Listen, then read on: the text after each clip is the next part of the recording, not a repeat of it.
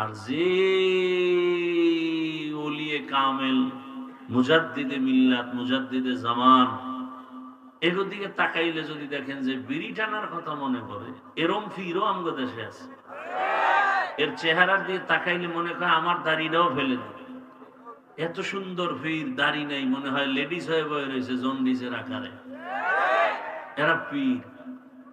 এরা শুধু পীর না, অলিকুল শিরোমণি, প্রস্রাব করে লয় না পান। এরা মুজাদ্দিদে জামান। আমি বলি এরা আন্তর্জাতিক বেঈমান। আল্লাহ হেদায়েত দান করুন। ভাইরা আমার, দেখেন কত ঝামেলা আমাদের দেশে ধর্ম নিয়ে। একদল পীর মানে না, আবার আরেক দল পীর এমন লাইনে গেছে যে শিরিকের থেকেও মারাত্মক অবস্থা। তিন অবস্থা প্রত্যেকটা ধর্মের ক্ষেত্রে। একদল বাড়াবাড়ি করে, আর এক দল ছেড়ে দেয়, আর এক দল মাঝখানে। মাঝখানের দল হক। একদল মারেফত মানে না, ভণ্ড।